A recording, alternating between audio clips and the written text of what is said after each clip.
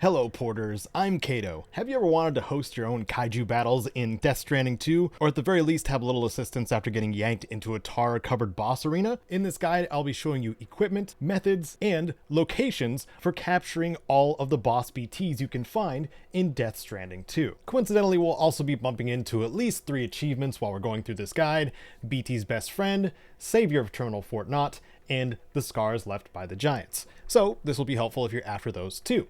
Let's get to it. In order to capture BTs, you'll first need the EX capture grenades. These are unlocked for fabrication after you meet the metagenomicist at the end of main order 33, when you deliver the timefall resistant emu. After the first meeting, you can put a couple EX capture grenades in Sam's pouches, as well as a few choice pieces of gear for taking down large BTs. I do have a couple recommendations here because I've been doing this a lot. So first is having chronobiotes. These are the mutated variant of the cryptobiote that slow down time when consumed. And since you've likely met up with a chronobiologist in the mountain already, there are some chronobiotes that hang out around her shelter. And the specific use case I'm suggesting here is for slowing down time so you can more accurately lob an EX capture grenade into a catcher's mouth when the time comes to turn them into white chiral crystals. For weapons, this suggestion is a bit more broad and includes blood grenades and basically anything that spits bullets. A lot of people swear by the shotgun. I like to use the machine gun myself. Blood grenades and firearms do enough damage on their own, but when combined by firing bullets through a blood cloud into the boss BT, this will greatly amplify your damage output and whittle that health bar down to critical so you can get to the capturing.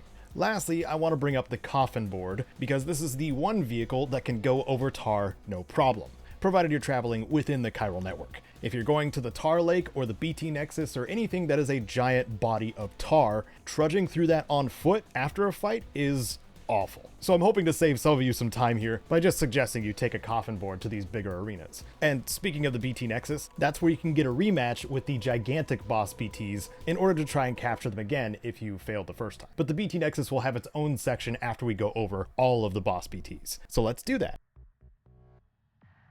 The smallest of the catchable BTs is the Delphis, which appears as a dolphin until it explodes into too many tentacles shortly after emerging. If you are far enough into the game to get the capture grenades, that means you're also far enough in the game to have cleared the weapons plant northwest of the data scientist. In other words, after the ghost mechs have been taken care of here, the weapons plant then becomes infested by BTs. If you find a gazer here and get dragged, a Delphis will emerge, at which point you just need to get it down to critical health, which is about 25% health or less, and chuck an EX capture grenade anywhere around its facial tentacles. If it crystallizes and turns white, that means you have captured it. Just be sure to grab the white chiral formation that forms afterwards. And since the Delphis is the smallest of the BTs we can summon, it is also the lowest cost at 250 chiral crystals. Next up is the Octopoid, which is more likely for you to run into because one of them spawns just south of the metagenomicist, pretty much once you're in view of the tar lake. This larger, more slappy version of the Delphis still has pretty much the same window for capture. And like before, just get it down to its weakened state when the health bar turns red, and toss an EX capture grenade in the vicinity of its mouth tentacles, which should yield some white crystals with which you can indefinitely summon your own Octopoid for 500 chiral crystals whenever you're in a tar arena. The next catcher tends to appear in groups, and that would be the Bestia BT, or a laser lion, as I like to call them. Some Bestia do tend to appear along the eastern edge of the tar lake as well. These ones are further south from the metagenomicist, closer to the F5 East Distro Center. This is a great opportunity to summon your new helpers because, as I said, the Bestia like to hunt in packs and have been responsible for a handful of deaths I've suffered in both games. The summoned BTs will also give you breathing room to whittle down whichever Bestia you're targeting to chuck an EX capture grenade into its face. One of the best moments for this is of course when they're doing the laser lion thing, because they'll be staying in one place as they do so. And once you grab the white chiral crystal from a Bestia, you'll be able to summon it yourself for 500 chiral crystals. Next of the catchers to catch is the hand-shaped hermit crab-like Kheir, which you may have encountered already on your way to the Metagenomicist, in the rocky terrain in between her and the pizza chef. If you did defeat it already, not to worry, it can and will respawn, but there is another one on the Australia map that is scripted to show up by doing suborder 113 for the Ghost Hunter, and this suborder is gained right before you hit 4 stars. But when you do get it, he will send you north of the mechanic to check in on a mysterious moving house, and the moving house is indeed the Kheir BT. If the Bestia were responsible for some of my deaths, the Kheir is responsible for the other half, especially before I learned how to dive. Once the Kheir is down to critical, the most tedious part is actually getting the EX capture grenade into its mouth, which is usually on the underside of it. But there are 2 main opportunities for this. First is hitting it hard enough that it flips to its side. Large ordnance like rockets or the chiral cannon can do this, but there is the risk of killing it by accident too. On the other hand, the best opportunity I found for this is when it rears up to fire lasers from its fingertips, fully exposing its mouth to chomp on that EX capture grenade and give you the most ginormous thumbs up if you succeed. Grab the crystal and you will then be able to summon a Kheir for yourself at a cost of 750 chiral crystals. And whenever you get the chance, make sure you're doing the missions for the Ghost Hunter, not just for completion's sake, but his final suborder is necessary to get one of the last boss BTs in this guide.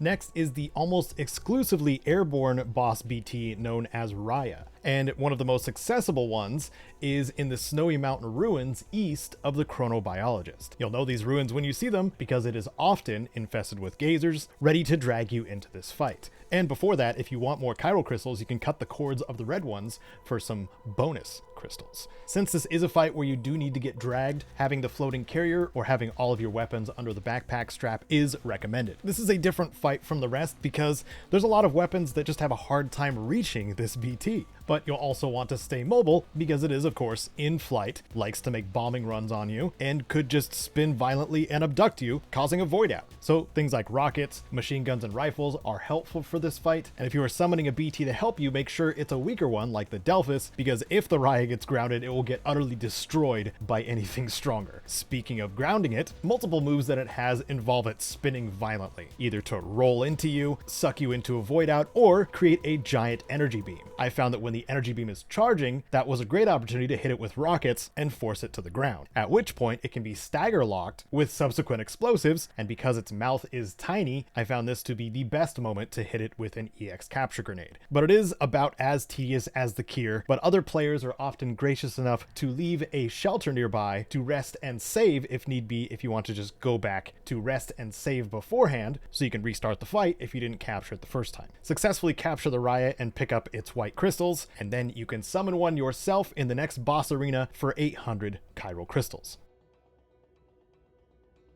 Before we get into the last 3, I'm going to put a broad spoiler warning here, because these upcoming gigantic BTs are something to behold. So if you have not gotten to the end of the Fisherman's suborders, or finished the main story of Death Stranding 2, or haven't finished the Ghost Hunter's suborders, those are the gigantic BTs I'm going to go over, and in that order. So now that you've been warned, let's go witness some truly enormous BTs. The first of the gargantuan BTs that you can encounter is the Cetus, also known as the Lord of the Tar Lake. Now, if you wish to progress normally through this mission, pick up suborder 116 after you first arrive at the F5 East Distro Center to go pick up some cargo washed ashore to take back to the fisherman who resides on the north side of the Tar Lake. And over the course of his orders, you'll learn how to get the Lord of the Tar Lake to appear in order to defeat it. And the secret is just summoning a Delphis in the Tar Lake. This will cause the Lord of the Tar Lake to appear by consuming the Delphis in one big gulp and kicking off this extended fight with Cetus. Now, even though it consumes a Delphis immediately, other summon BTs will not be one-shot this way, and will assist you as normal in the fight. But if you do have one on the field when it gets down to critical health, make sure to have that EX capture grenade ready as it passes overhead, and the mouth doesn't even need to be open for this. Just get it in the vicinity of its mouth, and it should work like some of the other ones. A fun thing I did learn about this fight is that it can be triggered as soon as you can summon a Delphis, and the fisherman will even have some fun dialogue if you have sequence broken this way after you complete his order at the factory. No matter how you do it, after you've captured Cetus by grabbing the white crystals left behind, you can then summon the Great Lord of the Tar Lake yourself for 1,200 chiral crystals. The next of the ginormous BT bosses that you'll face in Death Stranding near the end of the game is the Megalocarcinus, which is a gigantic crab, which you will face off with on your return trip to Mexico near Ciudad Nudo del Norte, close to the end of the main story and main orders. And if you haven't captured Kheir yet, you can get that along the way too. If you previously had defeated and captured the Lord of the Tar Lake, fighting Megalocarcinus is arguably the best time to get that Kaiju battle energy. And because the Megalocarcinus's mouth is exposed for pretty much the whole fight, it'll be easy enough once it gets down to critical health to throw an EX capture grenade into its mouth to add this gigantic crab to your arsenal of BT bosses. And it can be summoned at 1500 chiral crystals. Now for the post-game boss BT that you can capture and summon yourself, the Gigas, which one could describe as giant human body but hands in the wrong place. In order to even encounter the Gigas, you will first need to get to the end of the suborders of the Ghost Hunter. And in order to do that, I believe you need to finish the main story, disable the drawbridge Cupid, and get the Ghost Hunter star rating as close to 5 as you can. At which point he will send you a message via the SSS and make suborder 114 available to save F8 Terminal Fort Knot from a void out. Then all you need to do is zoom down to Terminal Fort Knot and head out into the tar to the west of it, and a coffin board makes entry and exit way easier. At this point, you know how these fights should go by now. Just be careful of the tendrils and hit it with the biggest ordnance you got, or just summon a big BT. And in its weakened state, you can throw an EX capture grenade towards the mouth of the Gigas. The base of the fingers is what worked for me, and at that point you should have your own Gigas to summon later at 1200 chiral crystals. So now, if you're looking for a place to test out your new summons, or if you missed capturing any of the 3 gigantic BTs the first time, our next stop is the BT Nexus, or the F3 crater on the north side of the Australia map. Travel to the tiny rocky island in the middle of the crater, and it will trigger a fight from a randomized pool of boss BTs. I've encountered multiple Raia or Bestia here, but also after you have fought Megalocarcinus, Cetus, or Gigas, they should also have a chance of appearing here. And if you're not getting the encounter that you want, you can go ahead and take out the BT that is there, use a beach jump back to Mexico, rest a little while, come back, and try again for the BT boss you're looking for. This is also just a great stage for Kaiju battles, so enjoy it. You've certainly earned it. Because Death Stranding 2 has so many different tools for the job, I look forward to hearing your suggestions when it comes to hunting down and capturing these BTs. And what's your favorite boss BT matchup? Leave that in the comments below. If you're not tired of listening to me just yet, there is a tips and tricks on the channel as well for Death Stranding 2, and the likelihood of you learning something new about this game is pretty high. So please give that a look if you're interested. If you found this guide useful, entertaining, or both, please do whatever you see fit to show that. And among the ways you can is by supporting on Patreon, like the porters on screen now that have gone to the Wilder and back just for me, and I'm eternally grateful. But even if not, I'm just glad you're here. Thanks so much for watching. I'm Kato. Keep on keeping on.